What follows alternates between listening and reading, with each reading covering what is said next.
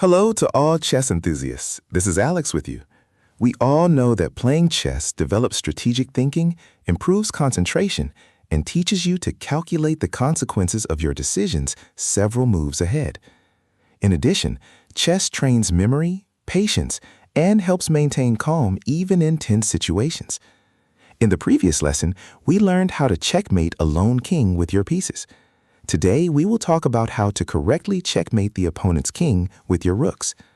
On the board, we have two rooks and a king, and the opponent has only one king. How to checkmate correctly? It is quite simple to checkmate the opponent's king with two rooks. You only need to use one rule, namely the rule of the fraction. What does this mean? Look, with one rook, we move to the a3 square. We place the rook on the a3 square and blocked the third rank. The king can only move on the 4th, 5th, 6th, 7th, and 8th ranks. For example, it will stand on the 4th rank, and then it will go to the f4 square.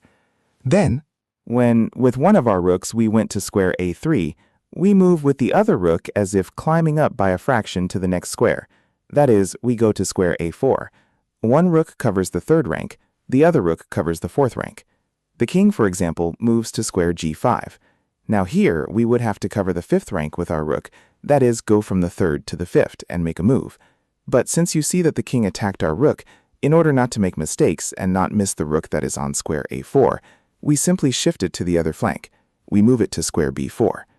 An important point, we go exactly to square b4, not to square a4, because then you won't be able to use the fraction rule and the rooks cannot move one after another.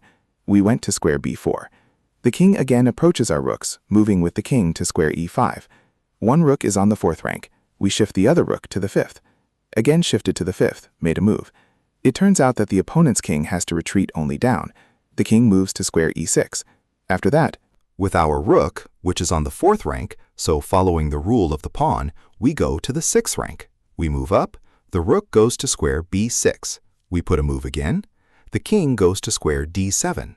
Now the rook, which is on the 5th rank, goes to the 7th. Rook on the 7th. We put a move again. The king has only one free rank, namely the 8th. He can go either to square c8, or to square d8, or to e8, but it is most diligent to play with the king on c8. And after that, we should now, in essence, checkmate by entering the rook on b8.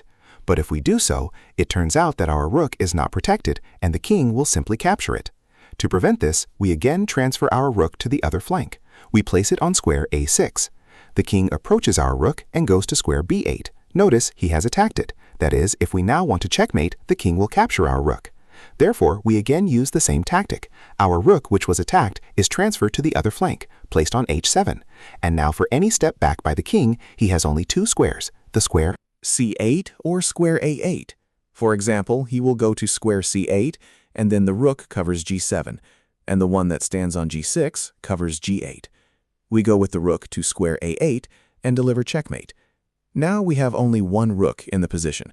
That is, our task is, with our king and rook, to checkmate the opponent's king. To do this, we need to use the same rules as with the queen. That is, corner the king to the edge of the board, and then deliver checkmate. But to do this, you need to involve your king. That is, we move the rook to a3. The first thing we do, we cover the rank.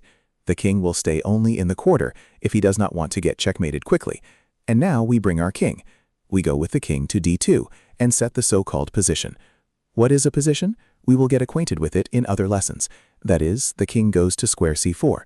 And now, if with two rooks checkmate we delivered only along the file, along the rank checkmate can also be done along the file, then checkmate with one rook is characteristic in that we must cover like the rank. That is, here is our rank. And the file, what needs to be done for this? We move the rook to square d3. And it turns out that we have blocked the d file and the 3rd rank. Now the king is in such a little square. For example, he moves to square b4. We can block the file again. We move the rook to square c3 and block the file. The king moves to square b5. And here we do not forget about our king. When you have already blocked some file and rank, you move your king again. We go with the king to d3. The king goes down, for example, to square b4. We bring our king again, king d4, king b5, and we move the rook to square c4. We have now blocked the 4th rank. Our task is to block the file and rank in such a way as to drive him to the edge of the board. So, for example, the king moves to square b6. In this case, we can immediately block the fifth rank as well. Then we go to square c5, block the fifth rank, right? And the c file. That is, the king has fewer and fewer squares where he can move. Well, the king, for example, goes to square b7. We are bringing our king closer. If the king goes to a6, we again bring our king even closer. That is, we are again in opposition. The king stepped on square c6. The king goes to square a7. And now we block the b file. We go second to square b5. We blocked his file, and it turns out that we have driven the king to the edge of the board. Well, the king can go either to square a8 or to square a6. Let's consider a more complicated scenario when the king goes to square a6. Now we have driven the king to the edge of the board. So how do we checkmate here? We simply need to make checking moves.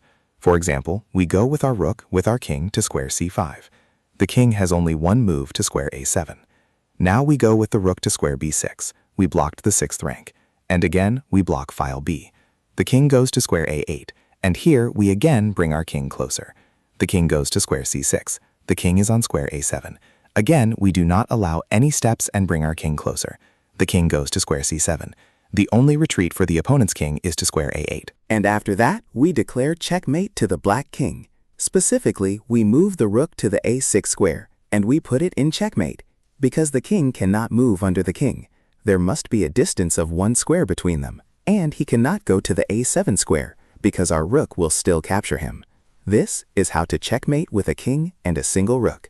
I hope you like this video, and I want to wish you to be smart, cheerful, beautiful, a like and a kind word from you, and I am absolutely sure that everything will work out for you.